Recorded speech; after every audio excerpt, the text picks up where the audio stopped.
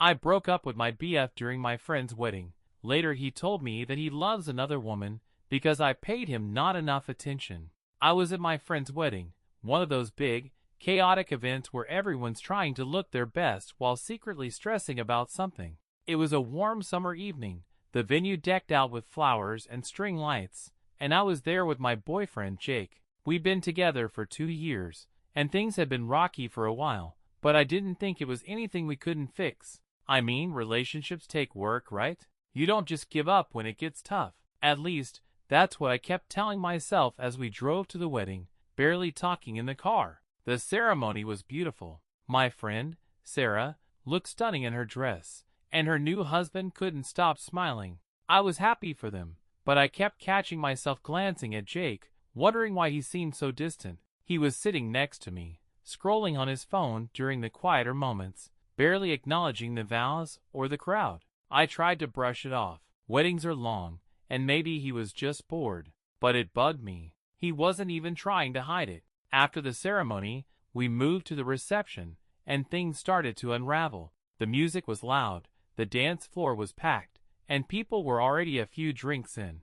I was catching up with old friends, laughing about dumb memories, and for a moment, I felt lighter. Jake, though, was glued to his seat, sipping his beer and barely engaging with anyone. I asked him to dance, thinking it might loosen him up, but he just shrugged and said he wasn't in the mood. That's when I started to feel it, this growing knot in my chest. Something was wrong, and it wasn't just him being moody. I decided to give him space and focus on enjoying the night. Sarah pulled me onto the dance floor, and we were having a blast, spinning around to some cheesy pop song.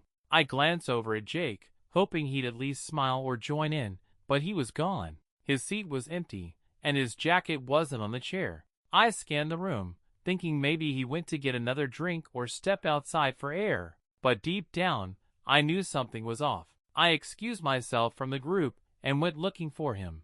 I found him outside, leaning against a wall near the parking lot, staring at his phone. The glow from the screen lit up his face, and he didn't even notice me walking up. I asked him what was going on, trying to keep my voice calm. He looked up, and for a second, I saw something in his eyes. Guilt, maybe? He didn't answer right away, just shoved his phone in his pocket and said we needed to talk. My heart sank, but I nodded and followed him to a quieter spot away from the music and chatter. He didn't waste time. He said he wasn't happy, that things hadn't been working for a while. I stood there, stunned, as he listed all the ways I'd been distant lately, too focused on work, too caught up in my own stuff to notice him. I wanted to argue, to point out how he'd been pulling away too, but the words wouldn't come.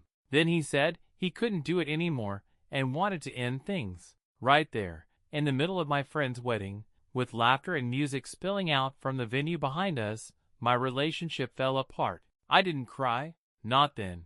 I just nodded, told him to do whatever he wanted, and walked back inside. The rest of the night was a blur. I smiled, danced, and toasted to Sarah's happiness, but my mind was somewhere else. I kept replaying his words, wondering how we'd gotten to this point. Had I really been that distracted? Was it my fault? I didn't sleep much that night, turning it all over in my head, trying to make sense of it. The next day, I texted him, hoping we could at least talk it out properly. That's when he dropped the real bombshell. He told me he'd been talking to someone else, a woman he met through a mutual friend. He said she gave him the attention I didn't, that she made him feel wanted. I stared at my phone, reading the message over and over, trying to process it. After Jake's text about this other woman, I was a mess. I didn't reply right away because I didn't know what to say. Part of me wanted to scream at him, ask how he could move on so fast, but another part just felt empty. I spent the next day on my couch, scrolling through old photos of us on my phone. There we were, smiling at a concert last summer, or grabbing coffee at our favorite spot. It didn't make sense. How did we go from that to this? I kept thinking about what he said, that I didn't give him enough attention. Was he right? Had I been so caught up in my own life that I pushed him away? Work was my excuse for everything lately. I'd been putting in long hours, trying to get a promotion, and yeah, I probably wasn't around as much. But Jake had his own stuff going on too. He was always at the gym or hanging out with his buddies, and I never complained. I thought we were just doing our own thing for a bit, that it was normal. Now I was second-guessing everything. I went back through our texts from the last few months, looking for clues. There were weeks where we barely talked, just quick, "How's it going?" messages. I hadn't noticed how bad it got. I decided to call my best friend, Mia, to talk it out. She was at the wedding too, but I hadn't told her about the breakup yet. I didn't want to ruin her night. When I explained what happened, she was pissed at Jake. She said he was being unfair, that relationships go through rough patches, and he should have talked to me instead of jumping to someone else. Hearing her say that made me feel a little better, like maybe I wasn't the only one who screwed up, but it didn't fix the hurt. I kept picturing Jake with this other woman, wondering what she was like, what she had that I didn't. A few days later, I ran into a mutual friend, Tom, at the grocery store. He looked awkward when he saw me, like he knew something I didn't.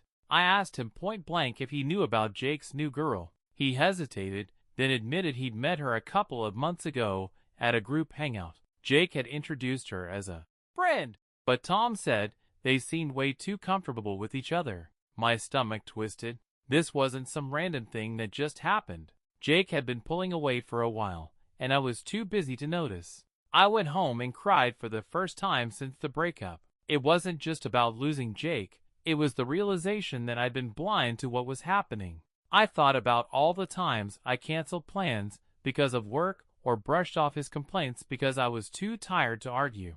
Maybe he had a point about the attention thing, but it wasn't all on me. He could have tried harder too. Instead, he found someone else and left me to pick up the pieces. I decided I needed to see him one last time, not to beg him to come back, but to get closure. I texted him, asking to meet up at a coffee shop we used to go to. He agreed, but I could tell he wasn't thrilled about it. When the day came, I spent way too long getting ready, like looking good would somehow make me feel less broken. I showed up early, got a table, and waited, my hand shaking as I stirred my coffee. I didn't know what I was going to say, but I knew I needed answers. I wanted to know when he stopped caring, and why he didn't fight for us. I sat in that coffee shop, stirring my drink, watching the door every time it opened. Jake showed up right on time, looking like he always did, casual, a little tired, but still annoyingly put together. He sat down across from me, and for a moment, it felt like nothing had changed. But then I remembered why we were there, and the air got heavy. I didn't want to drag it out, so I just asked him straight up, when did he start pulling away, and why didn't he tell me about this other woman sooner? He leaned back in his chair, looking uncomfortable. He said it wasn't one big moment, just a slow drift. He felt like I was always distracted, either with work or my friends, and he started feeling like he didn't matter. I wanted to argue, to point out how he was just as absent sometimes, but I let him keep going. He said he met her at a work event a few months back. They clicked right away, and it made him realize what he was missing with me. He didn't plan for it to happen, he said, but it did. Hearing that stung, but it also made me mad. He acted like I forced him into it, like I left him no choice. I asked why he didn't just talk to me, give us a chance to fix things. He shrugged and said he tried, but I never listened. That hit hard. I thought back to all the times he'd get quiet or complain about me being busy, and I'd just brush it off, thinking we'd deal with it later. Maybe he had a point, but it still didn't excuse him moving on behind my back. I told him that, and he didn't argue. He just nodded, like he knew he messed up too. We sat there for a while, not saying much. I realized there wasn't anything left to fix. He was already gone, mentally checked out, probably long before the wedding. I told him I didn't hate him, but I needed to move on. He said he was sorry, and for what it's worth, I think he meant it, but it didn't make me feel better. I left the coffee shop feeling lighter, but also empty, like I'd closed a door, but didn't know where to go next. The weeks after that were rough. I threw myself into work, but it wasn't the same. I kept thinking about what I could have done differently. Mia was a lifesaver, dragging me out for dinners or movie nights when I started spiraling. She kept saying I deserved better, that Jake wasn't worth my energy. I started to believe her, little by little. I also started noticing things about myself. I'd been so focused on my job, on keeping everything together, that I forgot how to just live. I wasn't just neglecting Jake, I was neglecting me too. I started small, making time for things I used to love. I went hiking with friends, took up a painting class, even just sat in the park with a book. It sounds cheesy, but it helped. I wasn't trying to find myself or anything dramatic, just figuring out how to be okay on my own. I still thought about Jake sometimes, wondered if he was happy with her, but it stopped hurting as much. I wasn't ready to date again, but I was starting to feel like I could be one day. Looking back, the breakup at Sarah's wedding was brutal, but it woke me up. I learned I can't just coast through life, expecting things to work out. Relationships take effort, and so does being happy with yourself. I'm not saying I'm all fixed now, but I'm getting there. And for the first time in a long time, I'm actually kind of excited to see what's next. I want to share some thoughts on what I took away from it, and maybe what we can all think about when stuff like this happens. One thing that sticks with me is how easy it is to let things slide in a relationship. You get busy, life gets in the way, and suddenly you're not talking as much, not checking in. If I were in that situation, I'd try to catch it earlier. Like, make a point to have real conversations, even when I'm tired or stressed. If I were on the other side, like if I was the one feeling ignored, I'd try to be more upfront. Instead of pulling away or looking for attention somewhere else, I'd say what I need clearly. It's hard to be that honest, especially if you're worried about starting a fight, but bottling it up just makes it worse. I think a lot of problems come from people not saying what's really going on until it's too late. And let's talk about the breakup itself. Doing it at a big event like that? Yeah, not great. If I had to end things with someone, I'd pick a private moment, somewhere we could both talk without a crowd around. It's about respect, you know? Even if things aren't working, you don't need to make it harder than it has to be. Same goes for how you handle things after. Being honest about what happened, even if it's messy, is better than leaving someone guessing. For anyone going through something like this, my biggest takeaway is to give yourself time. It's tempting to jump into fixing everything, new hobbies, new people, whatever, but sometimes you just need to sit with it. Talk to friends, write it out, do what helps you process. And don't beat yourself up for what you didn't see or do. You can't change the past, but you can learn from it. I started making small changes, like spending more time on things I enjoy, and it made a big difference over time.